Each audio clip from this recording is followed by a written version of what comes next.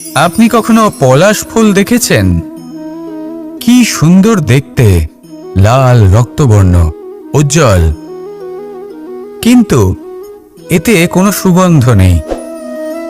সেই জন্য ওকে শুধু চোখ ভরে দেখতে ইচ্ছে করে। দেখবেন তাকে কিন্তু পুজোতে ব্যবহার করা হয় না, এই ফুল দিয়ে মালা বানানো হয় না। সেরকমই আমাদের জীবনে এমন অনেক ব্যক্তি রয়েছেন যাদেরকে সম্মান অর্জন করতে হয়।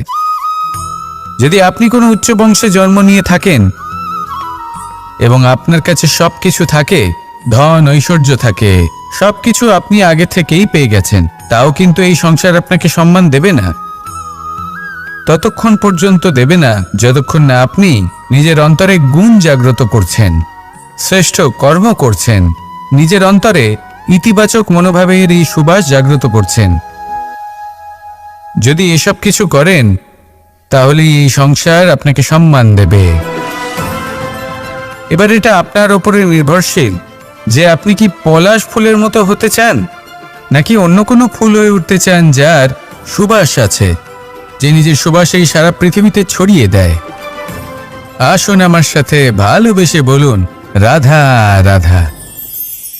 মানুষ যখনই কোনো পর্বতারোহণ করতে শুরু করে তখন সে বারবার পড়ে যায়, বারবার উঠে দাঁড়ায়, সামনে এগোতে চেষ্টা করে, কিন্তু যদি সে দৃঢ় নিশ্চয় করে থাকে তাহলে সে অবশেষে সেই পর্বতের শিখরে পৌঁছেই যায়। চলার পথে যদি বড় কোনো পাথর চলে আসে বা পর্বতের কোনো বড় অংশ সামনে আসে তাহলে সে তার সাথে ধাক্কা খায় না, সেই পথ বদলে নেয়। কিন্তু বাধা তাকে সবসময় পেতেই হয়, আর সেই বাধা সে পায় ছোট ছোট পাথরের দ্বারা। তাদের উপর পা পড়লে তার পা পিছলে যায় আর সে পড়ে যায়। এই ছোট ছোট পাথর হলো আমাদের জীবনের সেই ছোট ছোট সমস্যা, সেই ছোট ছোট ভুলগুলো যেগুলো আমরা অবজ্ঞা করতে থাকি। আমরা ভাবি এর দ্বারা কি বা ক্ষতি হবে, কিন্তু সেগুলোই অনেক সময় আমাদের অসফলতার কারণ হয়ে দাঁড়ায়। যত তাড়াতাড়ি সম্ভব এই ছোট ছোট পাথরগুলিকে জীবন থেকে তুলে ফেলে দিন। ভুল হওয়াটা স্বাভাবিক, কিন্তু তার মানে এই নয় যে বারবার সেই ভুলের পুনরাবৃত্তি ঘটবে। ভুলটা বুঝুন, সেটা স্বীকার করুন আর সেটা শুধরে নিন। যখন আপনি এটা করতে শিখবেন তখনই খুব তাড়াতাড়ি আপনি সেই শিখরে পৌঁছতে পারবেন। ক্ষেত্রের রণভূমিতে আপনজনদের নিজের বিরুদ্ধে দেখে তাদের মৃত্যুর বিষয়ে ভেবে অর্জুনের মন বিচলিত হয়ে পড়েছিল। এই সম্পর্কের চক্রব্যূহতে জড়িয়ে পড়ে অর্জুনের জ্ঞান নাশ হয়েছিল। তখন আমি অর্জুনকে কিছু কথা বলেছিলাম, যেই কথাগুলো আপনাদেরও জানাটা প্রয়োজনীয়। আমাকে বলুন, এই সংসারে আপনি এমন কি নিয়ে এসেছিলেন, আর এই সংসারে আপনি কি ফেলে যাবেন? এই সংসার, এই জগৎ, এইসব বস্তু যা আপনার খুব প্রিয়, সবকিছু তা না জন্মের পূর্বে আপনার ছিল আর না মৃত্যুর পর আপনার থাকবে। এই সংসার আমার থেকেই জন্ম নিয়েছে আর মৃত্যুর পরে আমার মধ্যেই সমাহিত হয়ে যাবে। এখানে যার জন্ম হয়েছে তার মৃত্যু এখানে সুনিশ্চিত। শুধু জন্ম আর মৃত্যুর মধ্যের এই শরীর শুধুমাত্র একটা মাধ্যম যার দ্বারা আমরা কর্ম করি, আর এই কর্মের ওপরেই শুধু আমাদের অধিকার রয়েছে। কিন্তু এই সংসারের কিছু অজ্ঞানী এই বিকারগুলোতে জড়িয়ে পড়ে ফল লাভের ওপর নিজের মনোনিবেশ করে, ফলের চিন্তা করতে থাকে, আর যদি মন মতো ফল না পায় তাহলে কুপথে চলে যায়। অন্যদিকে এমন কিছু জ্ঞানী মানুষও আছেন যারা পূর্ণরূপে নিজেকে আমার কাছে সমর্পণ করেন আর শুধু নিজের কর্ম করতে থাকেন। এই কর্ম করেই আনন্দ লাভ করেন এবং তাতেই জীবন যাপন করেন। যদি আপনিও এটা চান যে আপনার জীবনে সুখ থাকুক, শান্তি থাকুক, সম্পন্নতা থাকুক, তাহলে সৎ পথে চলুন, ঈশ্বরকে স্মরণ করুন, আর নিজের কর্ম করুন। গোবর্ধন পর্বতের সাথে আমার সম্পর্ক কেমন আপনারা জানেন। অনেকদিন আগে যখন আমি ছোট ছিলাম, একদিন আমি আর বাবা গোবর্ধন পর্বতে ওঠার চেষ্টা করছিলাম। আমি ক্লান্ত হয়ে পড়লাম, আর আমি বাবাকে বললাম যে বাবা, আমাকে আর কতটা উপরে উঠতে হবে, আর ক পা যেতে হবে, আর কত উঁচুতে উঠতে হবে, আর কত সময় লাগবে। তখন বাবা হাসলেন।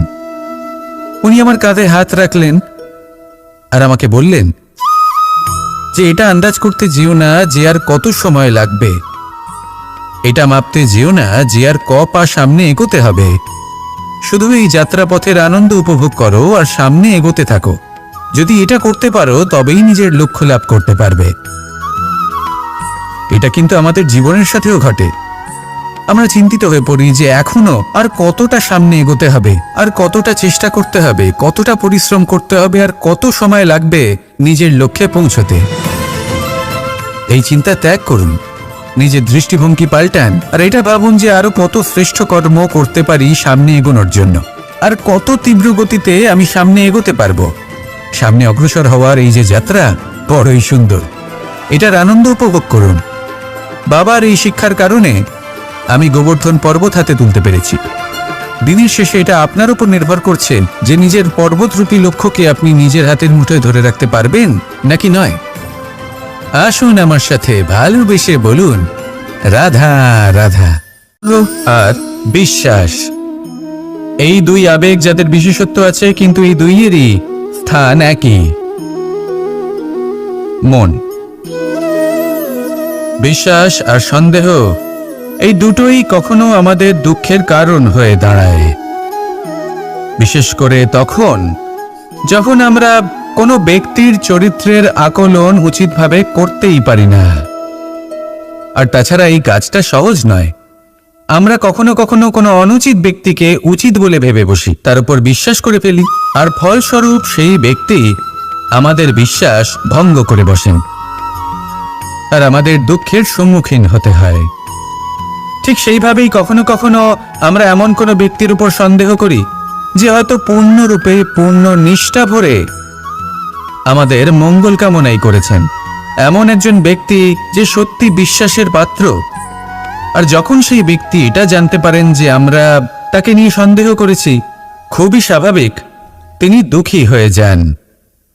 এমন কোনো ব্যক্তিকে দুঃখ দিলে আমাদের মনও দুঃখী হয়ে যায়। তখন আমরা এটা ভাবি যে এই সংসারে আমরা কার উপর আস্থা রাখব, আর কাকেই বা সন্দেহ করব। এর উত্তর হলো সময়। এই সংসারে কোনো ব্যক্তির চরিত্র যাচাই করা সবথেকে কঠিন কাজ, সেটা সময় নিয়ে করুন। কোনো ব্যক্তিকে যদি আপনি বুঝতে চান, তাকে পরখ করে দেখতে চান, তাহলে তার সাথে যতটা সম্ভব সময় অতিবাহিত করুন। এই সময় আপনার সামনে সেই ব্যক্তির এমন কিছু দিক তুলে ধরবে যার কোনোভাবে আপনি দেখতে পাবেন না। তারপর কি, সময়ের সাথে আপনি জানতে পেরে যাবেন যে এই ব্যক্তি, তার উপর বিশ্বাস করা উচিত নাকি অনুচিত। শুধু এভাবেই যাচাই করুন।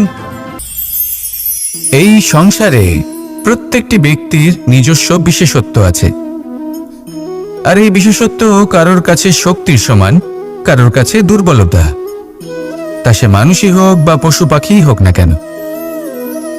যেমন মাছ নিজের সমগ্র জীবন জলের মধ্যেই যাপন করতে পারে, কিন্তু সে বনের মধ্যে ছুটতে পারবে না।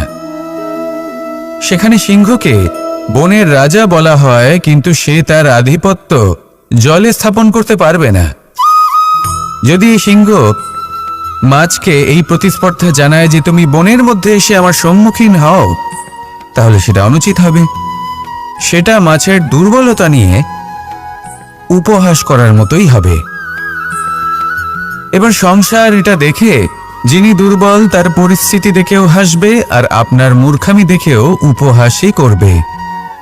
সেই জন্য নিজের জীবনে সব সময় যদি নিজের তুলনা করতে হয়, তাহলে সেই ব্যক্তির সাথে করুন যে বল, স্থান এবং ধন, এই তিন দিকে আপনার সমতুল্য, কারণ সেক্ষেত্রে দুজনেই উচিত শিক্ষা লাভ করবেন।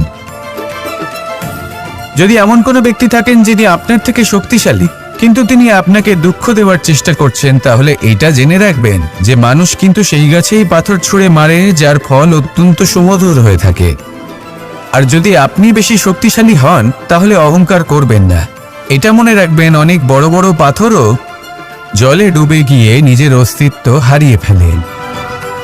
নিজের শক্তি সম্পর্কে সচেতন হন, সবাইকে ভালোবাসুন, সবাইকে সাহায্য করুন, আর আমার সাথে ভালোবেসে বলুন রাধা রাধা।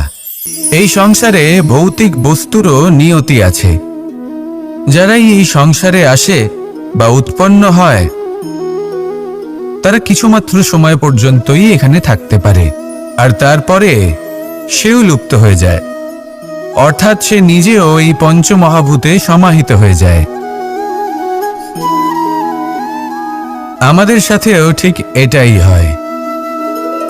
সেই জন্যই ঈশ্বর দ্বারা প্রদত্ত এই উপহারের বিষয়ে ভাবুন, এই জীবনের বিষয়ে ভাবুন। ঠিক যেমন বিশ্বাস ভঙ্গ হলে কোনো ব্যক্তি আমাদের কাছে অপরিচিত হয়ে যান, ঠিক সেরকমই শেষ নিঃশ্বাস ত্যাগের পর এই শরীরও আমাদের কাছে পরই হয়ে যায়। তাই এই শরীর থাকাকালীন শ্রেষ্ঠভাবে একে সদ্ব্যবহার করুন, এই জীবনে শ্রেষ্ঠ কর্ম করুন। আর এই জীবনকে শ্রেষ্ঠভাবে যাপন করার জন্য কিছু কথা বোঝা প্রয়োজনীয়। যদি আপনি কারোর প্রশংসা করেন তাহলে পূর্ণ হৃদয় দিয়ে করুন। যদি আপনি হস্তক্ষেপ করে থাকেন তাহলে মস্তিষ্ক দ্বারা করুন। যদি আপনি সমীক্ষা করেন তাহলে বিবেক দ্বারা করুন। যদি আপনি ধন অর্জন করতে চান তাহলে নীতি অনুসারে চলুন। যদি জীবনযাপন করতে চান তাহলে রীতি মেনে করুন। আর যদি ঈশ্বরের ভজন করতে চান তাহলে ভক্তিভাব নিয়ে করুন। শুধু এই কথা মনে রাখবেন যে আপনার এই জীবন কিন্তু অনিশ্চিত কাল পর্যন্তই আছে। কতক্ষণ আছে সেটা কেউ জানে না। তাই কিছু মুহূর্ত যেটা যাপন করতে আমরা এখানে এসেছি, সেখানে ক্রোধ, অহংকার, ঈর্ষা, এইসব আবেগের কি গুরুত্ব বলুন তো?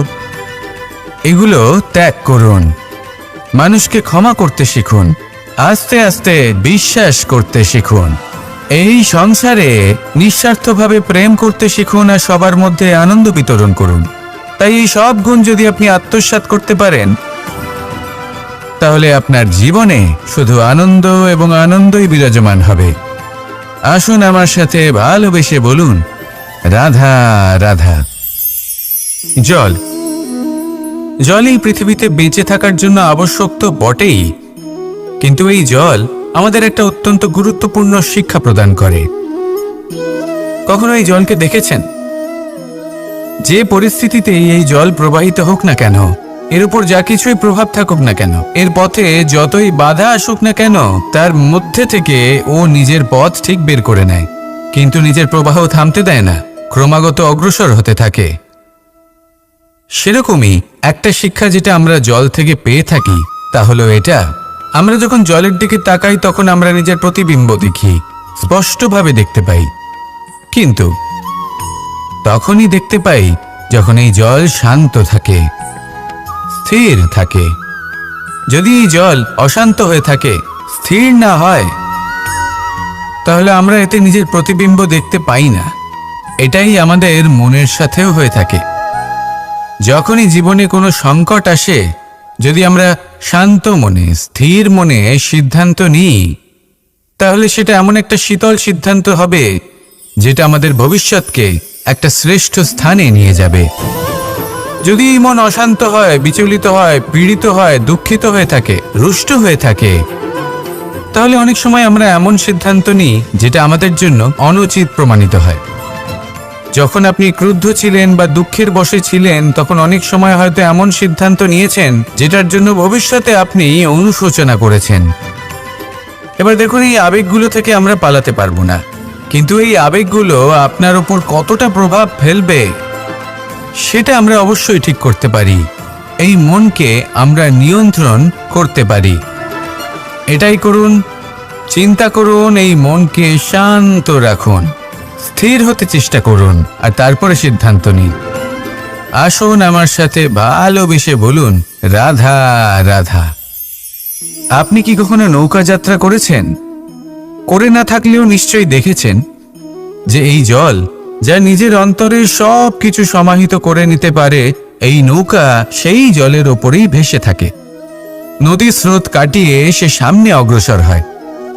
কিন্তু যদি এই নৌকায় কোনো ছিদ্র হয়, তাহলে কিন্তু সেই নৌকা ডুবে যাবে।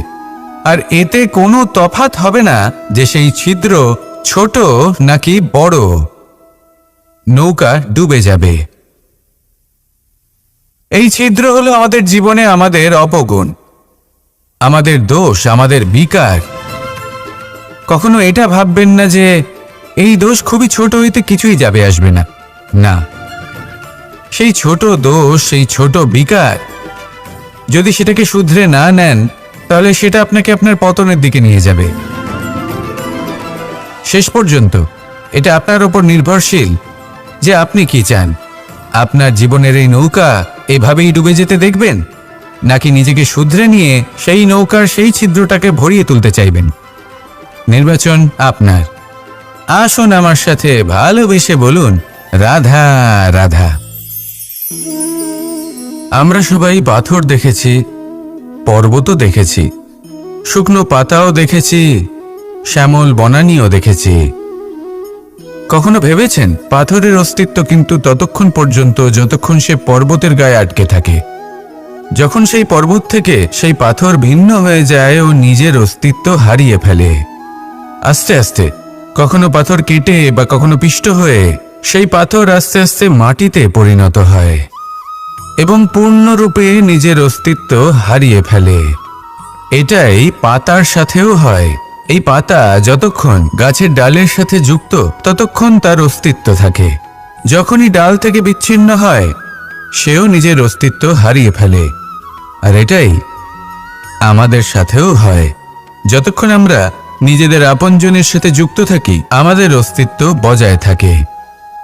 যখন আপনজনদের সাথে সম্পর্ক ছিন্ন করি, তখন আমরাও আমাদের অস্তিত্ব হারিয়ে ফেলি। এবার এই সংসারের প্রত্যেক ব্যক্তি স্বতন্ত্র থাকতে চান, আর অনেক ব্যক্তি স্বতন্ত্র থাকবেন বলে আপনজনদের দূরে করে দেন আর তাদের সাথে এই সম্পর্ক ছিন্ন করেন। এটা কি সত্যি প্রয়োজন? আপনজনদের সাথে সম্পর্ক ছিন্ন করে নিজের অস্তিত্ব হারিয়ে ফেলা প্রয়োজনীয়, নাকি আপনজনদের সাথে সম্পর্ক বজায় রেখে নিজেদের স্বতন্ত্র করে রাখা সেটা আবশ্যক? নির্বাচন আপনারই। আসুন আমার সাথে ভালোবেসে বলুন, রাধা রাধা। আমরা প্রত্যেকেই অবশ্যই এমন সময় দেখেছি যখন অনেকগুলো সমস্যা একসাথে আমাদের জীবনে এসে পড়ে। সমস্যা আমাদের প্রত্যেকের জীবনেই থাকে। আমরা তার সমাধান খুঁজতে চেষ্টা করি, কখনো সমাধান খুঁজে পাই, আবার কখনো যতই চেষ্টা করি না কেন কোনো সমাধান খুঁজেই পাই না। আর যখন এটা হয়, তখন মানুষ অত্যন্ত বিচলিত হয়ে পড়েন। নিজের আত্মীয় স্বজন, নিজের বন্ধু বা সংসার, এদের ওপরে এই দোষ চাপিয়ে দেন যে এদের জন্যই এই সমস্যা এসেছে।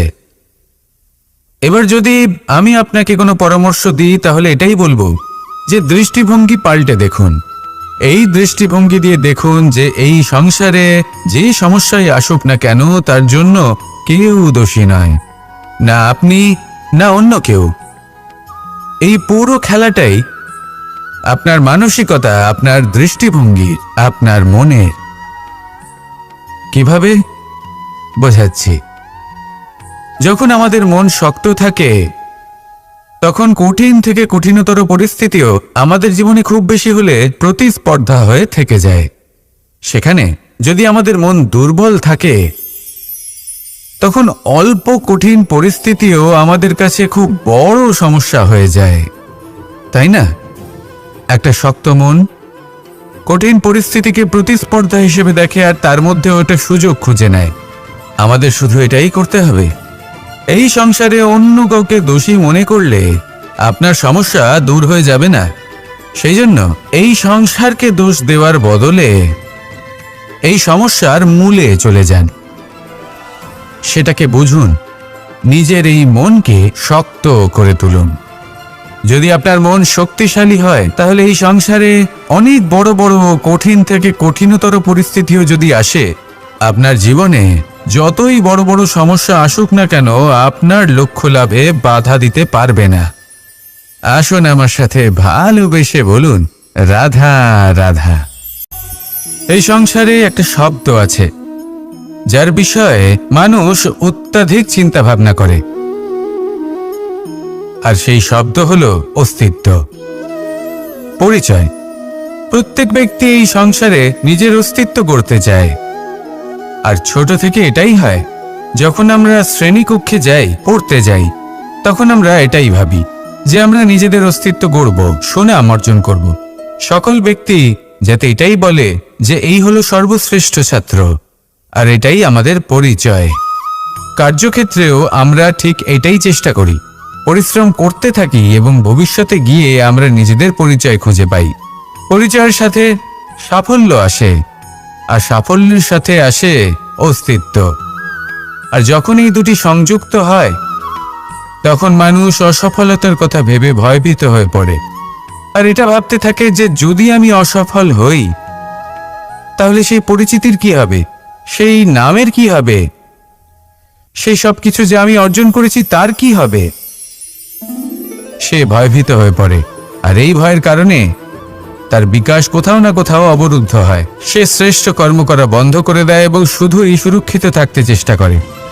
আর অসফল হলে তাতে ভয় পাওয়ার কোনো প্রয়োজন নেই, কারণ যখন আপনি সফল হন তখনই সাফল্য আপনার পরিচয় এই সংসারের সাথে করায়। কিন্তু যখন আপনি অসফল হয়ে থাকেন, তখন এই অসফলতা এই সংসারের পরিচয় আপনার সাথে করায়, যা অত্যন্ত আবশ্যক। অসফলতা প্রত্যেকের জীবনেই আসবে, তার সম্মুখীন হন আর তার থেকে শিক্ষা লাভ করুন। কারণ যখনই আপনি অসফল হন, তখনই আপনার জ্ঞান চক্ষু উন্মুক্ত হয়। আসুন আমার সাথে ভালোবেসে বলুন, রাধা রাধা।